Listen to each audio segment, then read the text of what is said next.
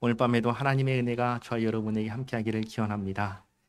하나님께서 이제 사울에게 계속해서 기회를 주셨습니다. 처음 왕이 될 때부터 지난주에 아말렉과의 전쟁까지 수년 동안 기회를 주셨습니다. 그러나 사울은 번번이 그 기회를 잡지 않았습니다. 의도적으로 하나님 말씀에 불순종했습니다.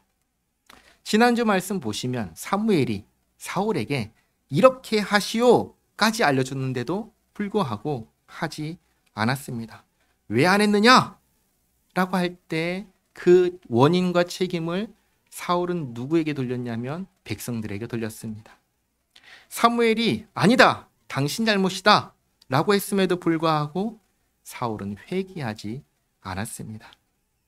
사무엘이 그래서 그냥 떠나겠다라고 하자 붙잡고 사람들 앞에서 나를 높여주고 나와 함께 가서 내가 당신이 하나님께 경배하게 해달라고 하였습니다. 누구에게 보여주기 위한 겁니까? 사람들에게 보여주기 위한 겁니다. 사울이 하나님을 경배할 때 누구를 의식합니까? 하나님을 의식하지 않습니다. 사람을 의식합니다. 사울은 온통 사람만 신경 쓰는 사람이었습니다. 그래서 하나님께서 사울을 왕으로 세우신 것을 후회하셨습니다. 이것은 이 관계가 끝났다는 것입니다. 하나님께서는 사울을 버리셨고 하나님 마음에 합한 새로운 왕을 세우겠다 하셨습니다. 오늘 말씀은 새로운 왕을 임명하는 이야기입니다. 1절 말씀 보시면 여호와께서 사무엘에게 이르시되 내가 이미 사울을 버려 이스라엘 왕이 되지 못하게 하였거늘 내가 그를 위하여 언제까지 슬퍼하겠느냐. 너는 뿔에 기름을 채워가지고 가라. 뿔에 기름을 채우는 이유는 이 기름을 부어서 왕으로 임명하기 위해서입니다. 기름을 부어서 왕으로 임명하기 때문에 왕을 메시아, 그리스도라고 합니다. 미래에 오실, 신약시대에 오실 예수 그리스도를 가리키는 예표인 것입니다. 또 이어서 내가 너를 베들레헴 사람 이새에게로 보내리니 이는 내가 그의 아들 중에서 한 왕을 보았느니라 하시는지라. 이새에게는 8명의 아들이 있었습니다. 그 중에서 왕을 택하겠다고 하십니다. 2절에 사무엘이 이르되 내가 어찌 갈 수 있으리이까 사울이 들으면 나를 죽이리이다 하니. 사울은 얼마든지 이렇게 할 수 있는 사람이었습니다. 사울은 하나님을 두려워하는 사람이 아니었습니다. 사울에게 중요한 것은 하나님이 아니라 사람이었습니다. 사울은 사무엘의 일거수일투족을 감시하고 있었을 것입니다. 그래서 누군가를 만나면 왜, 무슨 일로 만났는지 확인했을 것입니다. 그러니까 사무엘이 어딘가를 가서 누구를 만나면 그 사람도 위험하고 나도 위험한 겁니다. 그래서 이렇게 아뢰자 여호와께서 이르시되 너는 암송아지를 끌고 가서 말하기를 내가 여호와께 제사를 드리러 왔다 하고 이새를 제사에 청하라. 내가 내게 행할 일을 가르치리니 내가 내게 알게 하는 자에게 나를 위하여 기름을 부을지니라. 이렇게 하나님께서 사울의 눈을 속일 방법을 알려주셨습니다. 자, 그리고 4절입니다. 사무엘이 여호와의 말씀대로 행하여 베들레헴의 이름에 성읍 장로들이 떨며 그를 영접하여 이르되 평강을 위하여 오시나이까. 왜 장로들이 두려워 떨면서 이렇게 말할까요? 이유가 있습니다. 지금으로부터 이제 상당히 시간이 지난 뒤에 있을 일입니다. 사무엘상 22장을 보면 사울이 이제 다윗을 죽이려고 하는데 다윗이 사울이 자신을 죽이려고 하니까 그 칼을 피해서 놉당으로 갑니다. 거기에 누가 있냐면 제사장 아히멜렉이 있습니다. 아히멜렉이 가서 먹을 것을 구하고 무기를 구합니다. 다 주죠. 그리고 떠납니다. 이 소식을 들은 사울이 어떻게 한 줄 아세요? 놉당에 사는 제사장들, 그곳에 사는 주민들 전부 다 진멸하였습니다. 그러니까 베들레헴 성읍 장로들은 사울의 이 성품을 알고 있는 겁니다. 그리고 사울과 사무엘의 관계가 깨져버렸다는 것도 알고 있는 겁니다. 그래서 잘못했다가는 우린 다 죽겠구나 생각을 하고 두려워하며 질문한 겁니다. 어떻게 오셨습니까? 평강을 위해서 오셨습니까?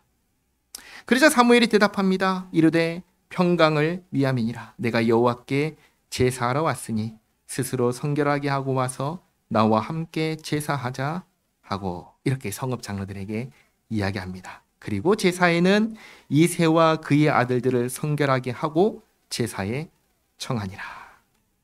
사무엘상 9장을 보면은 사무엘이 사울을 청해서 함께 식사하는 장면이 나옵니다. 지금 똑같이 제사하고 난 후에 이새와 그의 아들들과 따로 식사 자리를 마련한 것입니다. 그리고 이제 하나님께서 본래 시키신 일을 시작합니다. 그게 뭐죠? 왕이 될 사람에게 기름을 붓는 일입니다. 6절에 그들이 오매 사무엘이 엘리압을 보고 마음에 이르기를 여호와의 기름 부으실 자가 과연 주님 앞에 있도다 하였더니, 사무엘은 하나님께서 택하신 사람이 누군지 알까요? 모를까요? 모릅니다. 그냥 이새의 아들이라고만 들었습니다. 그리고 첫째 아들을 딱 봅니다. 첫째 아들의 외형, 겉모습, 키와 그 외모만 보고 과연 이 사람이구나 라고 생각을 한 겁니다. 그런데 여호와께서 사무엘에게 이르시되 그의 용모와 키를 보지 말라. 내가 이미 그를 버렸노라. 내가 보는 것은 사람과 같지 아니하니 사람은 외모를 보거니와 나 여호와는 중심을 보느니라 하시더라. 아멘. 여기 오늘 말씀 가운데 첫 번째로 기억해야 할 중요한 말씀을 하십니다. 하나님께서는 사람을 보실 때 무엇을 보시나요? 중심을 보십니다. 하나님께서는 나를 보실 때 내 중심을 보십니다. 하나님을 향한 나의 태도를 보신다는 겁니다. 성경은 인간에 대해서 이렇게 가르쳐 줍니다. 인간은 죄와 허물로 이미 죽었다라고 가르쳐 줍니다. 겉모습이 아무리 괜찮아 보여도, 사람이 보기에는 아무리 그럴듯해 보여도 생각해 보시기 바랍니다. 죽은 시체 소용이 있나요? 아무 소용이 없습니다. 내 중심이 나에게 생명을 주시는 하나님을 향해서 바로 서 있지 않다면 그 사람은 그저 죽은 시체요, 멸망할 죄인에 불과한 겁니다. 그러니 하나님께서는 겉모습을 볼 필요가 없습니다. 이 사람이 살았는지 죽었는지, 하나님을 향하여 어떠한 중심을 가지고 있는지 그것만 보시는 겁니다. 하나님께서 엘리압의 겉모습만 보고 이 사람인가 생각하는 사무엘에게 이 사람 아니야 분명하게 알려주십니다. 그리고 8절에 이새가 아미나답을 불러 사무엘 앞을 지나가게 하매 사무엘이 이르되 이도 여호와께서 택하지 아니하셨느니라 하니 이새가 산마로 지나가게 하매 사무엘도 이르되 이도 여호와께서 택하지 아니하셨느니라 하니라. 이새가 그의 아들 7을 다 사무엘 앞으로 지나가게 하나 사무엘이 이새에게 이르되 여호와께서 이들을 택하지 아니하셨느니라 하고, 또 사무엘이 이새에게 이르되 내 아들들이 다 여기 있느냐. 이새가 이르되 아직 막내가 남았는데 그는 양을 지키나이다. 사무엘이 이새에게 이르되 사람을 보내어 그를 데려오라. 그가 여기 오기까지는 우리가 식사 자리에 앉지 아니하겠노라. 지금 여기가 이제 제사 드리고 난 후에 정한 사람들과 식사하는 자리라는 것을 여기서도 우리가 알 수가 있는 것이죠. 사무엘과 이새와 그의 아들들만 있는 자리입니다. 사무엘이 이새에게 막내 아들이 오기 전에는 식사하지 않겠다고 합니다. 12절 이에 사람을 보내어 그를 데려오매 그의 빛이 붉고 눈이 빼어나고 얼굴이 아름답더라. 질문드립니다. 다윗은 잘생겼습니까? 못생겼습니까? 잘생겼습니다. 잘생겼습니다. 우리는 하나님께서 중심을 보시니까 외모는 못생겼을 거야 라고 오해를 합니다. 그러나 중심을 보신다는 말씀의 핵심은 겉모습이 상관없다는 말씀이지 겉모습이 못생겼다는 말씀은 아닌 것입니다. 겉모습은 잘생겼을 수도 있고 못생겼을 수도 있습니다. 잘생겼든 못생겼든 하나님 앞에서 중요한 것은 그것이 아니라 중심이다 라는 것입니다. 여호와께서 이르시되 이가 그니 일어나 기름을 부으라 하시는지라. 사무엘이 기름 뿔병을 가져다가 그의 형제 중에서 그에게 부었더니 이날 이후로 다윗이 여호와의 영에게 크게 감동되니라. 사무엘이 떠나서 라마로 가니라. 이렇게 다윗이 사무엘과 아버지 이새와 형제들만 있는 자리에서, 식사 자리에서 기름 부음을 받았습니다. 사무엘이 여기에서 이 의미에 대해서 말했나요? 말하지 않습니다. 아무 말 하지 않고 라마로 돌아갑니다. 다윗이 기름 부음을 받았습니다. 기름 부음을 받은 자가 되었습니다. 다르게 말하면 다윗은 지금 메시아 그리스도가 되었습니다. 구약 시대에 수많은 메시아 그리스도가 있습니다. 전부 다 누구를 가리키죠? 미래에 오실 메시아 예수 그리스도를 가리키는 사람들입니다. 자, 그리고 오늘 다윗이 기름 부음을 받고 이스라엘의 왕으로 예정되었지만 실제로 왕이 되는 것은 언제죠? 지금인가요? 아닙니다. 한참 후에 이루어질 일입니다. 그리고 여기서 우리가 기억해야 할 두 번째 중요한 사실이 있습니다. 하나님께서 왕으로 임명하셨습니다. 그러니 하나님께서 이루실 것입니다. 내가 왕이 되려고 하지 않아도 된다는 것입니다. 또 내가 기름을 부으셨네. 그럼 이제부터 내가 왕이 되려고 뭔가 해야겠다 해서도 안 된다는 것입니다. 그러면 어떻게 해야 될까요? 다윗은 기름 부음을 받고 난 다음부터 무엇을 했을까요? 한번 잘 생각해 보시기 바랍니다. 다윗은 기름 부음을 받고 난 이후에 무엇을 했을까요? 13절 말씀 다시 보시면 다윗은 기름 부음을 받고 난 후에 여호와의 영, 하나님의 영, 성령으로 크게 감동되었다라고 합니다. 성령으로 충만해졌다라고 하는 겁니다. 그래서 다윗이 무엇을 했나요? 방언을 했나요? 이적을 행했나요? 기적을 행했나요? 그런 거 아무것도 하지 않았습니다. 잘 보시면 다른 특별한 행동 한 게 없습니다. 기름 부음을 받고 난 이후에도 이전과 동일하게 부모님께서 심부름 시키면 심부름하고, 자기는 뭐 하는 사람이었죠? 양치는 사람이었잖아요. 그러니까 가서 양치면서 지냈습니다. 무슨 말이에요? 기름 부음을 받고 성령으로 충만해진 다음에 다윗이 한 것은 뭐냐? 돌아가서 나에게 주어진 일을 성실하게 감당하며 살았다는 사실입니다. 이걸 다르게 말하면 성령으로 감동된 사람은 무언가 다른 일을 할 것 같이 생각할 수 있는데 그게 아니라는 겁니다. 하나님의 일은 하나님께서 이루십니다. 그리고 그 일에 우리를 참여하게 하실 때에는 우리에게 뭘 하라고 하시냐면 지금 나에게 주어진 일을 성실하게 감당하라고 하신다는 겁니다. 그러므로 오늘 두 번째로 기억해야 되는 것은 나에게 주어진 일을 성실하게 감당하라는 것입니다. 정말 예수 믿는 사람으로서 또 하나님과 동행하는 사람으로서 내가 해야 하는 것이 뭐냐? 지난 주일에 말씀드렸습니다. 가정과 직장에서 성실하게 사는 것입니다. 이게 전부입니다. 그렇게 살아가다 보면 어느새 하나님의 일하심 가운데 참여하고 있는 나 자신을 보게 될 것입니다. 자, 그리고 14절입니다.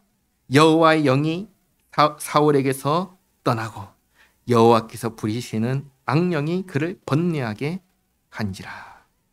여기 두 가지 질문이 있습니다. 첫째는 하나님께서 악령을 부리실까요? 첫 번째. 두 번째는 하나님께서 악령을 사울에게 보내셔서 사울을 괴롭게 하시는 걸까요? 두 번째. 첫 번째 질문부터 볼까요? 하나님께서 악령을 부리실까요? 맞을까요? 틀릴까요? 맞습니다. 맞습니다. 이걸 다르게 말하면 하나님께서 다스리지 않는 것은 있나요? 없나요? 없습니다. 온 우주 만물, 이 세상에 있는 모든 피조물 가운데 하나님의 주권이 미치지 않는 영역은 단 한 군데도 없습니다. 그러니 악령도 하나님의 허락이 없으면 아무것도 하지 못합니다. 하나님께 허락받고 자기의 일을 합니다. 우리는 이것을 욥기에서 볼 수 있었습니다. 욥기를 보시면 처음에 나오는 장면이 이것이죠. 하나님께서 욥을 자랑하시자 사탄이 이렇게 말하죠. 하나님께서 모든 것을 다 주셨기 때문에 하나님을 경외하는 것입니다. 만약 하나님께서 모든 것을 다 가져가신다면 하나님을 향해서 욕할 겁니다. 라고 욥이 하죠. 그러자 하나님께서 사탄에게 해보라 하십니다. 하나님 말씀을 듣고 사탄이 가서 욥의 모든 소유를 잃어버리게 만들었습니다. 그러니까 악령도 하나님의 허락 없이는 아무것도 할 수 없다는 것입니다. 그래서 첫 번째 질문, 하나님께서 악령을 부리시는가에 대해서 맞습니다. 하나님께서는 악령도 부리십니다. 다음으로 두 번째, 그러면 하나님께서 악령을 사울에게 보내셔서 괴롭히시는 걸까요? 이건 아닙니다. 정확하게는 이런 겁니다. 악령이 누구한테 가는 거냐면 죄와 사망의 권세 아래 있는 죄인에게 가서 그를 괴롭히는 겁니다. 모든 죄인은 죄와 사망의 권세 아래에 있습니다. 모든 죄인은 공중권세를 잡은 자 사탄의 지배 아래에 있습니다. 그러니까 사탄이 자기 지배 아래 있는 죄인을 괴롭히는 겁니다. 14절 말씀을 잘 보시면 사울이 언제부터 번뇌하게 되었습니까? 하나님의 영이 떠난 후입니다.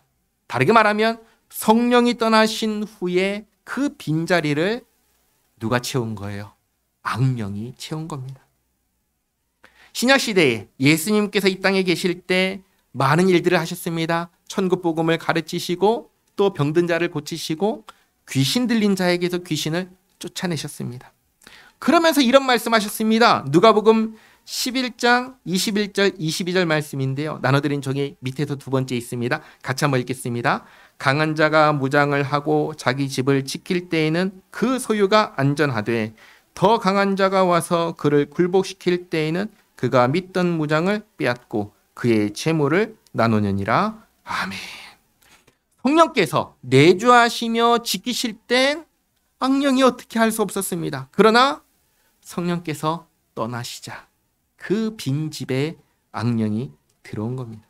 그러니까 하나님께서 사울에게 악령을 보내셔서 지목해서 가서 저 사람 괴롭게 해라고 하신 게 아니라 사울이 하나님을 버리고 떠나자, 하나님께 불순종하고 하나님을 떠나자 하나님께서도 사울을 버리고 떠나셨고 그 빈 자리에 악령이 들어와서 괴롭게 한 것입니다. 여기에 중요한 세 번째 사실이 있습니다. 자, 그러면 귀신, 악령이 예수 믿는 사람을 괴롭힐 수 있을까요? 예수 믿는 사람을 귀신이 빙의를 하거나 장난칠 수 있을까요? 그럴 수 없습니다. 왜 그런지 아세요? 예수 믿는 사람의 몸에는 누가 계시죠? 성령님께서 내주하십니다. 죄와 사망의 권세에서 해방하시고 성령께서 내주하시며 지켜주십니다. 그 어떤 귀신도 악령도 사탄 마귀도 예수 믿는 사람 괴롭힐 수 없습니다. 이런 보이지 않는 모든 권세로부터 해방되고 자유롭게 된 사람이 누구냐? 예수 믿는 사람입니다. 이걸 잊지 마시기 바랍니다. 그러면 예수 믿는 사람에게 일어나는 문제가 있다면 그것은 영적인 문제일까요? 아닐까요? 아닌 겁니다. 육체적인 문제입니다. 그래서 아프면 어디 가라고 해요? 병원 가라고 하는 것입니다. 약 먹으라고 하는 것입니다. 여기서 말하는 영적인 문제는 귀신이 들린다거나 하는 일들을 말하는 겁니다. 그런 일은 일어날 수가 없습니다. 성령님께서 우리 안에 계시기 때문에 성령님이 계신데도 불구하고 악령이 들어와서 성령을 밀어내고 어떻게 한다? 있을 수가 없는 일인 겁니다. 그런데 만약에 이럴 수는 있죠. 내가 예수 믿는다라고 하면서 나에게 어떤 그런 문제가 생긴다라고 한다면 어떻게 해야 될까요? 그때는 내 신앙을 돌아봐야 됩니다. 나는 진짜 예수 믿는 사람인가? 나는 진짜 하나님만을 의지하는 사람인가? 그래서 성령님께서 나와 함께 하시는가? 다시 말씀드립니다. 성령님께서 내주하시는 사람에게는 이런 일이 일어날 수가 없습니다. 그래서 이런 문제가 생기면 이를 기회로 삼아서 회개하고 하나님 앞에 엎드려서 참된 신앙을 가져야 하는 겁니다. 자, 그리고 15절을 보시기 바랍니다.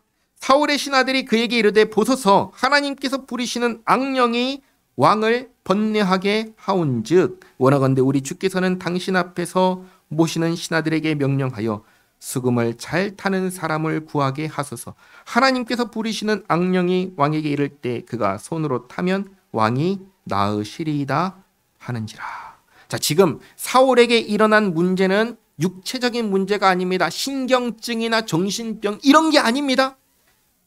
악령이 역사하는 영적인 문제입니다. 성령께서 떠나시고 악령이 들어와서 괴롭히는 일입니다. 그러면 어떻게 해야 할까요? 하나님의 도우심을 구해야죠. 원인이 하나님께서 부리시는 악령 때문이란 것을 신하들이 잘 말했습니다. 그런데 그 해결을 어디에서 찾지요? 하나님이 아닌 데서 찾고 있습니다. 이게 하나님을 떠난 사람들이 하는 행동입니다. 하나님께서 부리시는 악령이 나를 괴롭게 한다면 하나님 앞에 엎드려 회개하고 통해 자복하며 하나님 도와달라고 해야죠. 그런데 그러지 않고 수금을 잘 타는 사람을 찾아서 그가 수금을 타면 나으리이다. 이런 엉터리 같은 말이 어디 있습니까? 17절에 사울이 신하에게 이르되 나를 위하여 잘 타는 사람을 구하여 내게로 데려오라 하니 소년 중 한 사람이 대답하여 이르되 내가 베들레헴 사람 이새의 아들을 본즉 수금을 탈 줄 알고 용기와 무용과 구변이 있는 준수한 자라. 여호와께서 그와 함께 계시더이다 하더라. 한 사람이 다윗을 추천합니다. 다윗이 어떻다고 합니까? 수금을 잘 탈 줄 알고 용기와 무용, 싸움을 잘하고 구변, 말을 잘한다고 합니다. 앞에서도 말씀드렸습니다. 성령으로 크게 감동되어서 다윗이 무엇을 했지요? 지금까지 하던 일 성실하게 계속 감당하고 있다고 했습니다. 원래 수금 탈 줄 알았고 원래 용기와 무용을 갖춘 사람이었습니다. 양을 치는 목자의 위치에서 자신에게 주어진 일을 정직하고 성실하게 감당하고 있었습니다. 그런 모습을 본 겁니다. 그런 모습을 보면서 뭐라고 평가하지요? 하나님께서 그와 함께 하신다. 여기서 우리가 마지막 네 번째로 기억해야 할 것이 있습니다. 하나님께서 함께 하시는 사람은 어떤 사람입니까? 특이한 사람이 아닙니다. 대단한 업적을 이루는 사람이 아닙니다. 그저 자신의 자리에서 정직하고 성실하게 살아가는 사람입니다. 19절에 사울이 이에 전령들을 이새에게 보내어 이르되 양치는 내 아들 다윗을 내게로 보내라 하며 이새가 떡과 한 가죽 부대의 포도주와 염소 새끼를 나귀에 실리고 그의 아들 다윗을 시켜 사울에게 보내니 다윗이 사울에게 이르러 그 앞에 모셔섬에 사울이 그를 크게 사랑하여 자기의 무기를 드는 자로 삼고 사울의 아들 요나단도 무기 드는 자가 있었습니다. 그것처럼 다윗이 사울의 무기 드는 자가 되었습니다. 또 사울이 이새에게 사람을 보내어 이르되 원하건대 다윗을 내 앞에 모셔서게 하라. 그가 내게 은총을 얻었느니라 하니라. 하나님께서 부리시는 악령이 사울에게 이를 때 다윗이 수금을 들고 와서 손으로 탄즉 사울이 상쾌하여 낫고 악령이 그에게서 떠나더라. 아멘. 다윗이 수금을 탈 때 하나님께서 역사하셔서 악령을 잠시 떠나게 하셨습니다. 자, 정리하겠습니다. 오늘 다윗에게 기름을 붓고 사울의 무기 드는 자가 되는 과정을 쭉 보았습니다.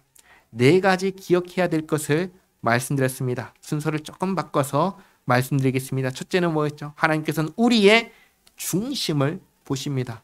우리의 중심이 하나님을 향하여 바로 서 있어야 하는 겁니다. 둘째는 성령의 감동을 입은 사람, 성령 충만한 사람은 어떻게 삽니까? 자신의 자리에서 정직하고 성실하게 살아갑니다. 셋째로 성령님께서 내주하시는 사람은 모든 종류의 죄와 사망의 권세로부터 지배를 받고 있나요? 해방되었나요? 해방되었습니다. 더 이상 악령이, 귀신이, 사탄이 지배하지 못합니다. 괴롭게 하지 못합니다. 그런 종류의 것들은 우리를 어떻게 하지 못한다는 것입니다. 마지막으로 내가 하나님의 사람이라는 것을 어떻게 할 수 있을까요? 바로 나의 행위로 알 수 있습니다. 믿음은 행위로 증명되는 것입니다. 왜냐하면 믿기 때문에 이렇게 행동하는 것이기 때문입니다. 믿음이 없으면 이렇게 살까요? 살지 않지요. 믿음이 있으니까 이렇게 사는 겁니다. 그러니까 믿음은 무엇으로 증명되는가?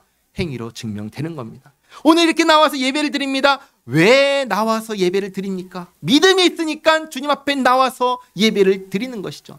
행동은 믿음을 증명합니다. 하나님께서 우리에게 예수님 안에 있는 죄사함과 의롭다 하심과 양자됨과 천국을 상속받게 하는 그 모든 은혜를 베풀어 주셨습니다. 이 은혜를 우리는 어떻게 받았죠? 예수님을 믿음으로 받았습니다. 이 모든 것을 소유한 사람으로서 성령께서 우리 안에 내주하시는 그런 사람으로서 우리는 어떻게 살아야겠습니까? 가정과 직장에서 정직하고 성실하게 믿음으로 살아가는 우리 모두가 되기를 바랍니다. 기도하겠습니다. 하나님 감사합니다. 다윗에게 기름을 부으시고 사울의 무기를 드는 자가 되는 모든 과정을 통해 주님의 말씀을 알게 하시고 깨닫게 하시니 감사합니다. 저희의 중심을 보시는 주님, 저희가 주님의 은혜를 받은 구원받은 주님의 백성이요 자녀로서 주님을 향한 마땅한 태도를 갖고 살게 하옵소서. 죄와 사망의 권세에서 해방하여 주셨음을 기억하며 감사하며 살게 하옵소서. 그 어떤 악령도 괴롭힐 수 없도록 주님께서 지켜주심을 기억하며 주님 정말 믿음으로 살게 하옵소서. 가정과 직장에서 정직하게 성실하게 주님을 의지하며 살게 하옵소서. 그런 저희의 삶을 통해 주님 영광 받으시옵소서. 예수님의 이름으로 기도하옵나이다. 아멘.